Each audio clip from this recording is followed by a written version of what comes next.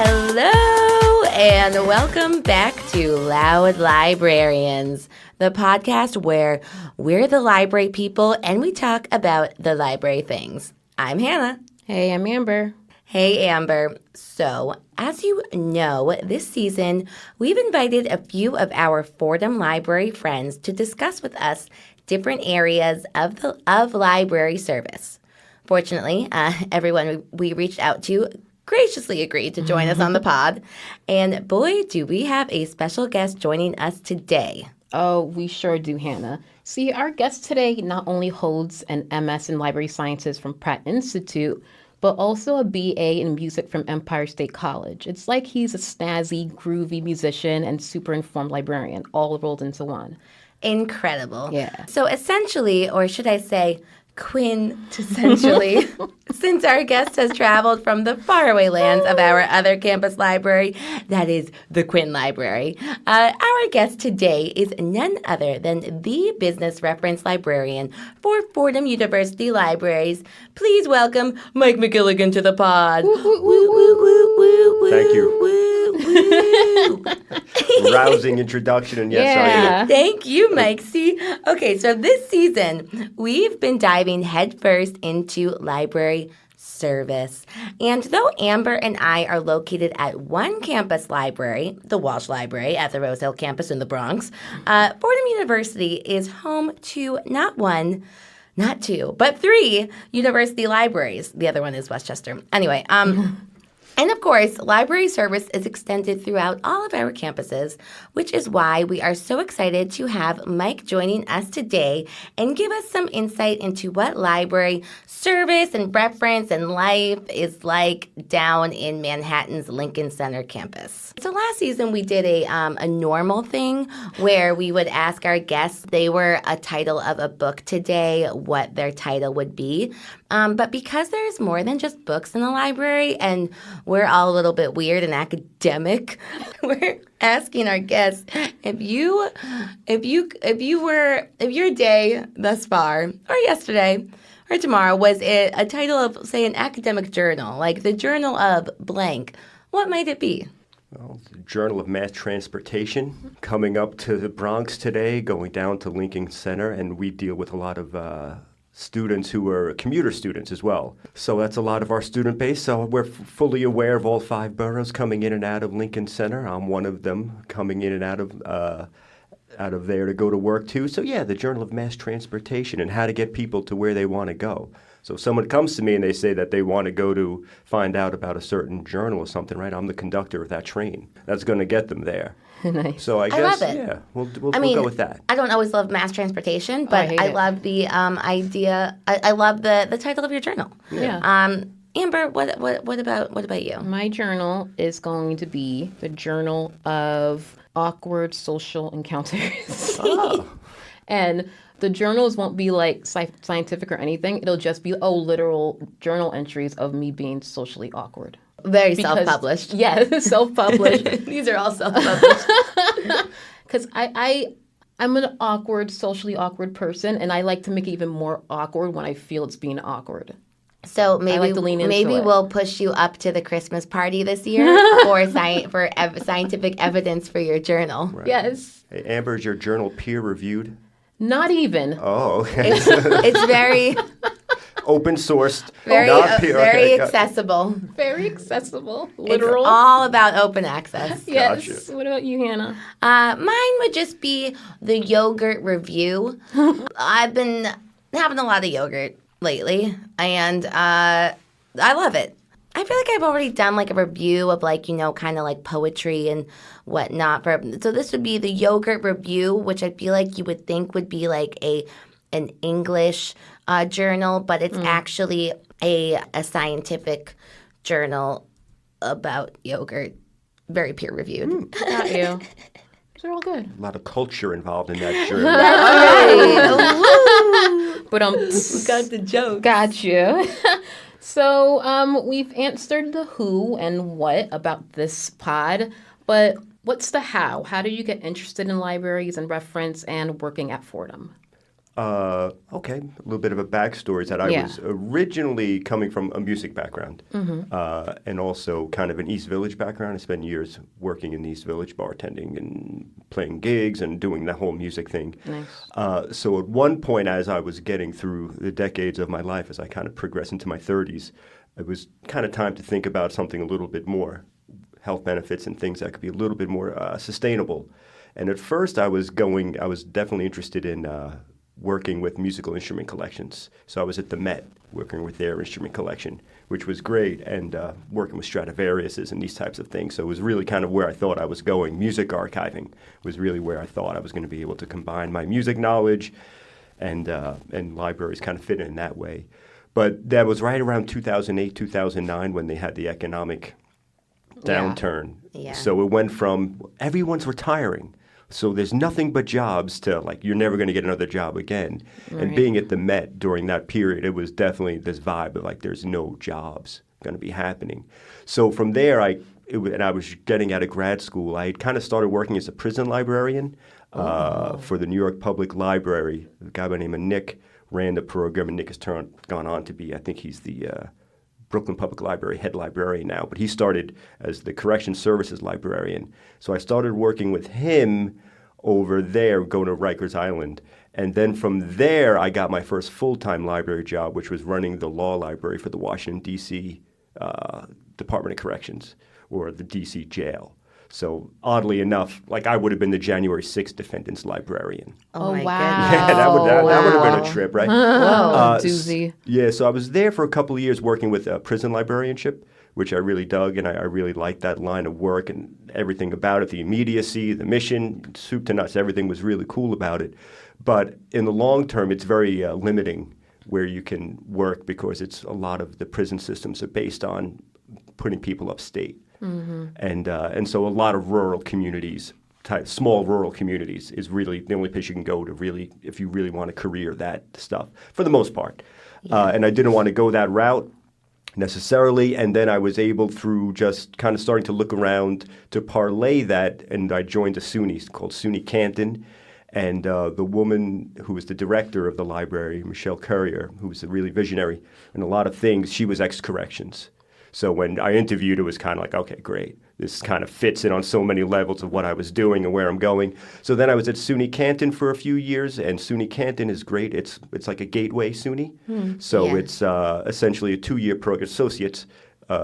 I think now they have some bachelors, but it's a gateway. So if you get an associate's from SUNY Canton, you can go to any SUNY you want. Nice. Mm-hmm. And although it was far upstate, and oddly enough, I was looking not to do the small rural upstate thing. It was, because it was my entree into academic librarianship, which, as you know, is kind of can be difficult sometimes to land your first gig. Yeah. So through that, I was up there, and I was there for a few years doing digital learning and a lot of digital outreach, and then eventually I'm from here. So, my mom's was getting a little bit older, and it was just time to come home. So that's kind of what brought me back to Fordham was the opportunity. And growing up here, and I spent my summers not summers, I spent every high school year and the weekends working the bike rentals in Central Park. Mm-hmm. That's what I did. So I've had a long-standing love for the Upper West Side. Yeah. So with that location and the opportunity to come back for my family and stuff, that's what brought me back to Fordham. And like you said, my title is business librarian, so it's not like I'm coming from the trading floors of Wall Street or nothing. But it was something that I had to learn, which I thought was an interesting challenge at the time. I was like, well, I never thought I'd be a prison librarian. I did that. And then I never thought I'd be a digital outreach librarian for Canton. Then I did that. Mm-hmm. So being a business reference librarian said, okay, I've never thought I would do it. Oh, let me do it then. Yeah. And that's how it ended up. I think thank you for sharing. That's great. I think that's part of what makes librarians so great in general is that we are experts, first and foremost in research services and seeking information. And then a specialty subject after that. Which is what makes us great. Yeah. Well, that's a very cool backstory, Mike. So back to what you do now, reference and library and providing library services. What, in like the most basic and the simplest sense here, what is the reference department like at Quinn Library? We're at Walsh, so what's it like down there, and what are some of the things that reference librarians do there? It's a very general question, but Amber and I don't work in reference, and we don't work at Quinn. And I've never been at Quinn either. Wow. Well, Exactly. transportation. I'm in the business of transportation, so I'm going to have to book you a ride on down there. Yeah, Hop on the back of Mike's bike. Well, it's different there because, obviously, when I first started, it was the old library, and it was just one floor. Oh, right, yeah. So it was completely different than here, which is, 5 floors, 4 or 5 different floors? Four. 4 floors. Or as we learned last season with Chris, it's five. five-ish, but we'll say 4. Right. So even now, Quinn is basically 3 floors, but it's kind of contained. It's not very big by any stretch. So we're definitely far more forward-facing, I would think, at Quinn. We do a lot of, certainly desk work, just kind of being out forward-facing at the desk. Although we don't really necessarily have like a reference desk anymore. At various points we have had that, but I think all in general, a lot of that has changed, since COVID. I'm sure I'll save that for a question. I'm sure that's coming. What changes or something like that have you seen? Because there's been a lot since COVID, obviously. So a lot of what we do is also behind the scenes doing the virtual chat, making sure, because I think a lot of directions and a lot of people have gone that direction, I should say, and use the online chat sometimes now as kind of an interface. Yeah. But we do teach a lot. There's only a few of us reference librarians at Lincoln Center, so we have a pretty robust classroom teaching schedule that all of us maintain too. So a lot of our reference stuff is definitely teaching. So that's part of the reference package for us. Mm-hmm. And then we're just at the desk, waiting. And again, like I said, though, a lot of people it's not as flowing as it was before COVID, though. And I think that's a lot because of the textbook reserve. Right. Yeah. Which was the big bridge, I think, to us and our customer base up at Lincoln Center. That really changed a lot of things when you didn't have all the textbooks there. Right. Because everyone's always coming for the textbooks, and then everyone's always seeing people come up for textbooks. So people then aren't, you know what I mean? It's like, that's an approachable place to go. If I have questions, I can go there and I can ask them. And then you meet, you're taking out a textbook for one course, you meet a librarian, and then next thing you know, you're kind of, that's the person I'm going to come back to. Yeah. Yeah. So a lot of that really changed things. And then like some of the social work and education programs that were a big part of the CDL, or controlled digital lending, as it's now known, for those who don't know. All of our textbooks, we had textbooks at Lincoln Center that were all digitized during COVID. Yeah. Right. People used to come and borrow 2 hours at a time, keep it in the library. That was a doozy to scan. Yeah, because that was our department. Well, when Amber was in circulation, I know that Quinn is a little more communal in a way, but that the reserve access services circulation was in charge of the reserves and the scanning and all what you're talking about now. Yeah, right. So that changed the reference, I think. So now we have to kind of do a little bit more to be seen as reference librarians, as opposed to just kind of answering question after question, people coming for their books and stuff. Yeah. But like in any other academic library, just to generally support all type of research endeavors. Yeah, I think that's what a reference librarian does at Lincoln Center. Mm-hmm. Yeah. Sounds good. Thank you. Sure. And in what ways do reference librarians engage with the Lincoln Center Quinn user community? Well, again, now we have to be a little bit more proactive with that, as opposed to, like I said, people don't come. And it's interesting, I don't know, here it's a little bit different because the reference section is kind of behind glass doors. Yeah. You have to go into a separate room. So like in Quinn, it's just people walking in the front door. The first thing they see is you at the desk. But again, it's not necessarily like a reference desk anymore, like a reference section. So generally, we have to kind of be on the lookout a little bit more. Right. When people are in the stacks looking for stuff, can I help you find something? Or what is it you're looking for? Or just, you can kind of tell when people have that kind of nervous, like I want to come up to you, but I'm scared. Well, it's I know I should know this, but Yeah. type of thing. And no one should know, that's not the attitude we'd like to foster. Yeah. Especially through Bob and Nick. Bob is the Bob Allen is the director, and Nick is the head of access services. And those two are like following their lead. They're extraordinarily like, how do we get the patron to yes? That's always their big thing. So we're very forward focused, and again, going out looking for problems, hopefully, and kind of squishing them. extinguishing, whatever have you, trying to find the problems before they really pop up. Yeah. So. That makes sense. I have a question here. I was going to ask you about just how you guys maintain a high level of service during like busy times, Yeah. like during finals and whatnot. So if you want to go into that, but also if you want to bring up again you lightly touched base upon the changing after COVID. It seemed like you want to talk about that. So if you want to go into Right. both, perhaps. There's Sure. two different questions there, but Right. And the first one was again what now? just how like on the basis of service, how do you guys maintain such a high level Right, of high service level. during like say finals and midterms, whatnot, busy times? Busy times. Well, we're professionals down there. I think one of the things that happens, especially during those hours, is that it goes to like a 24/7 model. So we're open 24/7, and to be honest, we just go with an all hands on deck type of approach. But though it's odd though is that we find a lot of times during finals, sometimes also too for us. I'll get to that when we do the COVID thing. But I'll circle back to that. Okay. So for us, we find that a lot of times during the finals, we don't get quite as much reference questions as we thought we would. It seems like people are kind of a little bit further along. That's good. They're not procrastinating. Yeah. Generally, at least in my experience, I find that. So it's usually the week or so before Right. leading up.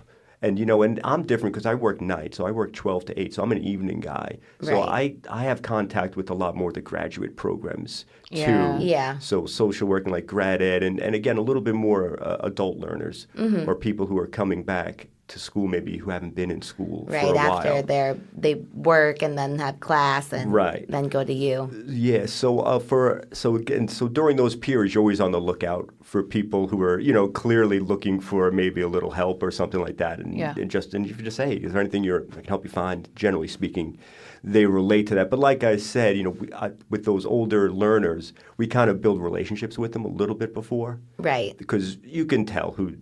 You know what I mean? Again, and sometimes, Yeah. like I said, they just don't know where to go or what to ask. So it's nice to be able to connect with them. So hopefully that there's not a lot of craziness going on during finals outside of all the free coffees and stuff we That's do. and all that. reassuring. Yeah, again, that's Yeah. my experience. Yeah, no, that's good. And then I guess, if you want to, Well, the touch a COVID. little bit on the COVID talk. Yeah, well, I'd like to let me start by asking you guys, what do you think has changed here? I since mean, COVID?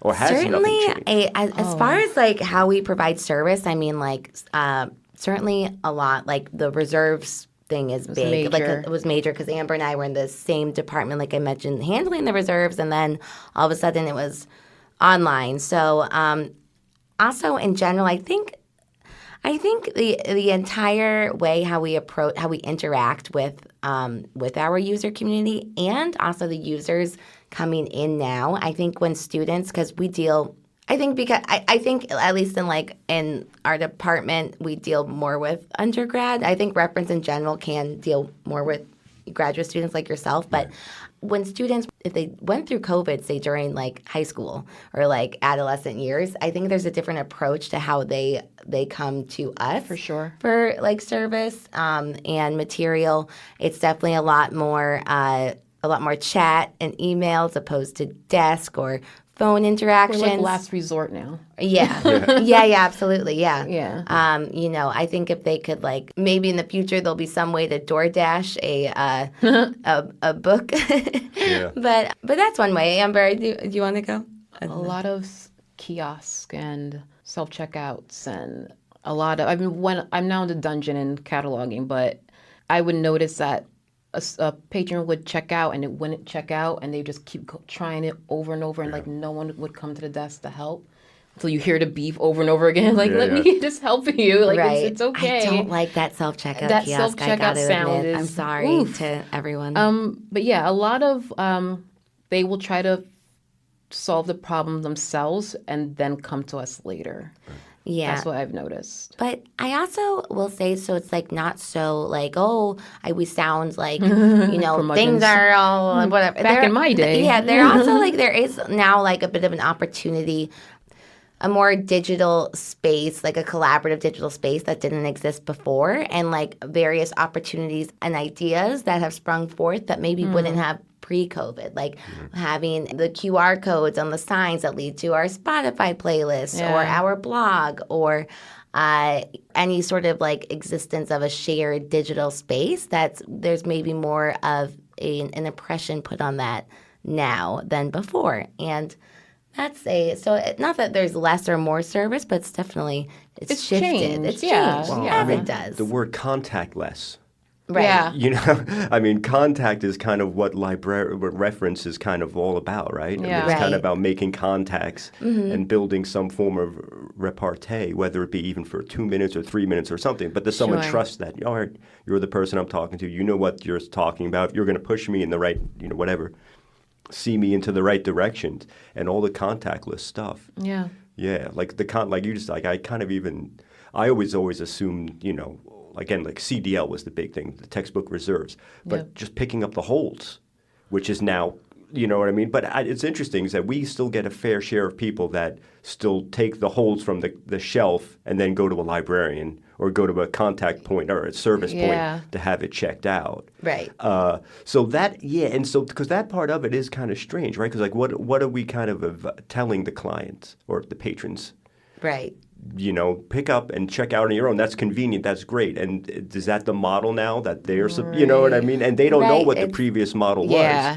I mean, and all of our previous models, at least at Lincoln Center, we did try to do roving reference. I mean, we would, during finals and stuff, we would have, what was it called? Ram Cram. I don't know if you guys remember Ram Cram? Did you guys do it here? I think at one point it was over both camps. It was called Ram Cram. So cram during the finals and midterms weeks when we were 24 hours, they would do things like put out puzzles and coffees and teas and do all these things. Leave some coffee. To try to kind of generate some kind of on-ground camaraderie and sense of what was going on. Right. And we still put out a little bit now, but I mean, like that's completely changed. We don't do that anymore. And just even the idea of just kids or patrons who would come into the library and always be at the same booths or the same seats every day. I don't see that as much as I used to. And also with Lincoln Center, we lost a lot of our alumni, which we had a ton. Oh, yeah. A ton of alumni that would come and hang, and that was kind of their office. Some of them were working on projects post-graduation. Some of them were looking for new gigs, and some of them, who knows, they just felt comfortable researching there. And then when COVID happened, it was no alumni was allowed. And and so it took a few years, and that for us was, there's probably, 10 to 15 patrons, which is kind of, a bunch of people who were there every day that weren't there. Right. So it completely, and like you said before, like kids who have never gone or seen what it was like, now it's all contactless, so they don't know where to go, to who to ask, and so that's the great divide. How do we kind of reach out to all those people now? we try to do it in the classroom, that's for sure. Whenever we get, do classes, I'm always talking about, But it definitely. Sorry, I didn't mean. No. But it definitely seems like it's like you mentioned before that it's important. Like an important part of the library service is reaching out to your user community instead of like. Of course, there's certain. If you're supposed to be at the desk, then you sit there and can wait for users to come to you. But in other aspects, there is important to reach out. Be proactive in engaging with the users there. And it is true. It's like beyond the library world, you go to CVS or your grocery store and it's just self-checkout and it's a little can be frustrating sometimes. And then you think, I'm just going to take this chapstick. But you don't because we're not promoting shoplifting here. Yeah. Definitely not. And like with the rise of like ChatGPT and other AI technologies, how do reference librarians overcome those challenges? Well, that's the $1 million question now, isn't it? Yeah. It really is. There has to be a way to use this as part of our kind of toolbox. So how do we do that? Is it in data sets? Finding wide, in business world for me, for instance, could I be using AI as data sets, as ways to kind of help people find really vast amounts of industry or business research really quickly? And maybe in AI, and again, there might be stuff there for that. I mean, it's a fascinating one. I mean, look, I Ask a Librarian feature, would that ever go AI? I mean, you know what I mean? Who knows? I did read or something about one library that's their Ask feature is gone AI, where it's AI, like I said. So I don't know if we're going that way, but I don't. It's a fascinating one. But like I said, we have to try to use it to kind of build data that we can provide to people, as opposed to selling that as the product. If that makes any sense, you know what I mean? So yeah, I mean, and again, I guess along all different fields in librarianship, I don't know how it's going to play out. I really don't. It's going to be fascinating to see, but I don't think it's going to replace us. Hopefully, right? Hope not. Hopefully not. Hope not, right? I need this job. Yeah. I think we all do, right? Yeah, let's we don't have to worry about the robot overlord overthrowing our jobs yet. Hopefully. We'll see. We'll see how this one plays out. You also collaborate with other personnel at Quinn, I imagine. So how do you collaborate with these other library staff members at Quinn to enhance these reference services? Does this collaboration benefit your users? How does it work down there? How does it work? It usually works out pretty good because we have like a really great staff of people who like and respect each other, which is the starting point of any good workspace. For sure. And Yeah. that's one of the things that we, obviously up here there's a lot more employees and there's different floors and people go to different places. At Quinn, when you walk to the bathroom, you're going to pass everyone. Right. When you go into lunch, Yeah. people kind of have a sense of who you are and where you're going. Yeah. So we're really, really lucky that everyone gets along. And with that in mind, so we kind of know each other's strengths. Right. So, I mean, like I said before, although I do specific business stuff, I'm also a generalist. So I teach just as much social work and grad ed and undergrad Comp 2 classes as anyone else. So if questions come in for me, though, I know like maybe David's a social work as specialist there. Because that's kind of the questions there are kind of, we get a lot of general stuff, So if it is a business, it's going to go to me pretty much. That much we know, and that's cool because I can kind of figure it out. But like some stuff with social work, again, I might kick it to David, just kind of knowing everyone's strengths and just, again, it's just part of being an amenable staff. They're good people who we care about each other and we like each other. So that goes a long way. So that's how we know each other. We know that we can trust this person. You go with him on that and you go to that and da-da-da-da-da. So that's how we roll. Nice. At LC. LC. LC in the house. West Side. West Side. That is the West Side. From your perspective, what are the key elements that contribute to making the reference department services welcoming and accessible to all library users? Listening. Yeah. Yeah, I mean, it's all about listening, right? Because you have to listen to the question to help give the answer. So if you're listening to your patrons, and a lot of times sometimes people don't know what they want, but if they can slow down, just slow down for a second and stop and think about, it's just about listening and then responding and just being able to read, understand what people are looking for. Right. But it all starts with listening, Yeah. Okay, and speaking of listening, we have a final, very important question for you. Okay. What music are you listening to now? Oh, interesting. Well, I go all over the place. Me, generally, I've been doing a lot of older guys by the name of Charlie Patton, Son House, who are like Americana from the 20s type of dudes, old Memphis. I wonder if they would have passed the public. Are they in the public domain now? Oh yeah, they're all in the public domain. Should have prepared some. Yeah. Mississippi John Hurt, all Yeah. those guys. I love all those guys. But as the years go by, Soundgarden is always there, gosh. and all out. Absolutely. So Soundgarden, Right. as always, the mighty Soundgarden, All right. and and that's all the good stuff I listen to. Thank you. Okay. Well, we're going to thank Mike for joining us today. Thank you so much, Thank you Mike. so Thank much, you. Mike. It's been a pleasure to be Yeah. here. To get loud with you all. That's right. Follow us at Loud Librarians Pod on the gram, and we'll see you next time. Bye. Bye.